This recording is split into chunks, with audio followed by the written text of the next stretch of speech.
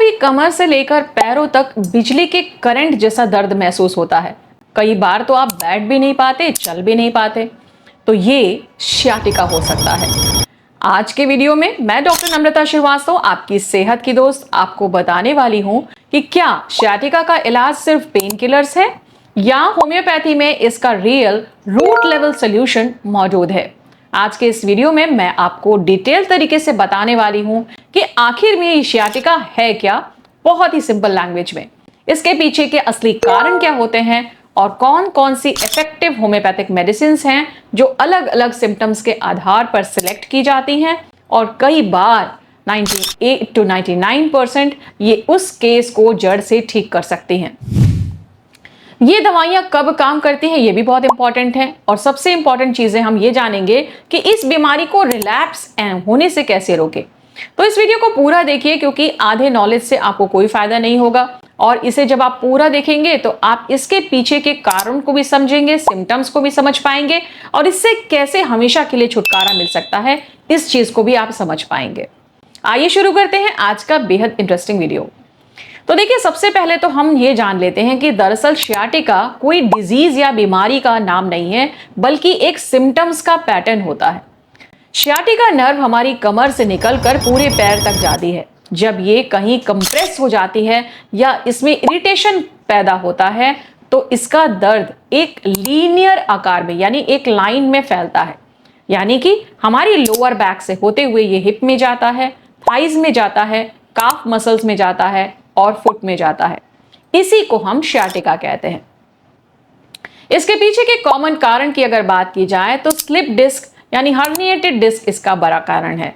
इसके अलावा lumbar spondylosis, लंबे समय तक एक ही जगह पर बैठना, ऑफिस में या फिर मोबाइल की वजह से, बहुत ज्यादा आगे की तरफ बेंड करने से या फिर वजन उठाने से भी कई बार ऐसी प्रॉब्लम्स देखने को मिलती हैं। अगर आपकी मसल्स स्टिफ हो गई हैं, मसल्स में स्टिफनेस हो गई है तो मसल स्पैज्म की वजह से भी सियाटिका पैदा हो सकता है। कई बार ओबेसिटी यानी मोटापे की वजह से और वीक कोर मसल्स की वजह से भी सियाटिका पैदा हो सकता है। एक हिडन फैक्टर भी आपको जानना चाहिए और वो है स्ट्रेस, क्योंकि स्ट्रेस से हमारी मसल्स टाइट हो जाती हैं, नर्व्स इरिटेट होती हैं और सियाटिका हो सकता है। इसका जो दर्द होता है वो शूटिंग टाइप होता है, इलेक्ट्रिक शॉक लाइक पेन होता है। जलन भी हो सकती है, इसमें झिंझिनी होती है, सुन्नपन होता है, बैठने से भी दर्द बढ़ता है, चलने से भी दर्द बढ़ता है, आगे बेंड करने पे तो सबसे ज्यादा तकलीफ होता है पेशेंट को और कुछ केसेस में पैर की मांसपेशियां कमजोर हो जाती हैं। तो देखिए, याद रखिएगा कि अगर आपका दर्द एक लाइन में नीचे की तरफ जाता है आपके कमर से लेकर पैर के पिछले भाग तक, तो सियाटिका का स्ट्रॉन्ग सस्पेशन होना चाहिए। अब बात कर लेते हैं होम्योपैथिक अप्रोच की, क्योंकि सबसे इंपॉर्टेंट चीज ये है, बात ये है कि क्या होम्योपैथी में इसका जड़ से इलाज है। तो देखिए, होम्योपैथी में हम सियाटिका का नाम देखकर दवा नहीं देते हैं, बल्कि हम वहां पर देखते हैं उस पेशेंट के अंदर दर्द का प्रकार क्या है, पेन का नेचर क्या है, शरीर के किस भाग में हो रहा है, लेफ्ट साइड में हो रहा है या राइट साइड में हो रहा है, दर्द चलने से बढ़ जाता है या चलने से कम हो जाता है, आराम करने पर कैसा रहता है, ठंडे और गर्म से उनका क्या रिस्पॉन्स है और पेशेंट की बनावट कैसी है। यानी एक ही बीमारी है लेकिन अलग अलग लोगों के अंदर मेडिसिन्स भी अलग अलग होंगी क्योंकि उनके सिम्टम्स अलग अलग होंगे। अब बात कर लेते हैं कॉमनली यूज्ड रेमेडीज की, यानी कुछ ऐसी दवाइयां जो जनरली दी जाती हैं केस के अकॉर्डिंग। लेकिन याद रखिएगा, ये सिर्फ मैं आपको गाइडेंस के लिए बता रही हूं, आपको सेल्फ मेडिकेशन से बचना है। सबसे कॉमनली यूज रेमेडी जो सीवियर क्रैम्पिंग पेन के लिए यूज की जाती है लेफ्ट साइडेड सियाटिका के लिए, और वो है कोलोसिंथ, जिसमें पेशेंट आगे की तरफ फोल्ड हो जाता है, यानी आगे की तरफ जब वो बेंड करता है तो उसकी नसों में जो स्ट्रेचिंग होती है इससे उनको आराम मिलता है। इसके अलावा प्रेशर से उनको आराम मिलता है, दबाने से आराम मिलता है। जब वो इमोशनली ट्रिगर हो जाते हैं, जैसे बहुत गुस्सा आ गया, उसके बाद उनका पेन बढ़ जाता है। तो अगर पेशेंट पेट दबाकर बैठता है, आगे की तरफ बेंड करता है, तो वहां पर कोलोसिंथ का प्रयोग किया जाएगा। बात कर लेते हैं रस्टॉक्स की, जहां पर दर्द अचानक से उठने पर बहुत बढ़ता है, लेकिन पेशेंट अगर लगातार चलने लगते हैं तो उनको आराम मिल जाता है। तो रस्टॉक्स का सिम्टम इंपॉर्टेंट ये है कि वहां पर स्टिफनेस देखने को मिलेगी और जब वो चलना शुरू करते हैं तो उन्हें काफी दर्द होता है, लेकिन थोड़ी देर चलने के बाद उनको आराम मिल जाता है।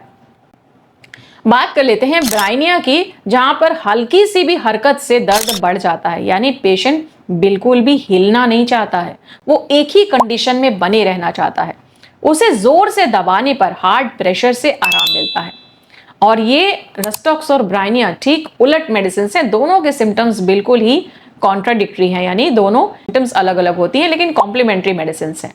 अगर शियाटिका के साथ नमनेस डेवलप कर रही है, यानी दर्द के साथ साथ सुन्नपन भी आ रहा है, बैठने से अगर दर्द ज्यादा होता है, तो वहां पर नेफेलियम नाम की मेडिसिन का प्रयोग किया जाता है। अगर दर्द बहुत ज्यादा है, शूटिंग पेन है, क्रैम्पिंग है, गर्माहट से यानी कि उनको सिकाई करने से आराम मिल जाता है, रात में परेशानी बहुत ज्यादा होती है, तो वहां पर मैगवॉस नाम की मेडिसिन का प्रयोग किया जाएगा।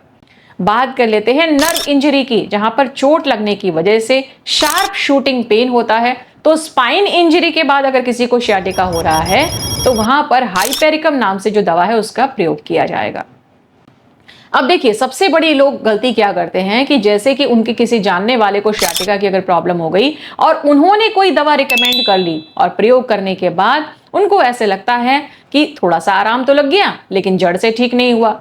ऐसा इसलिए क्योंकि अंदर का पैटर्न आपका अलग है। उस पैटर्न को समझने के बाद जब दवा सिलेक्ट की जाती है, तब वो परमानेंट आराम देती है और रिलैप्स होने का यानी बीमारी के वापस आने का खतरा कम हो जाता है।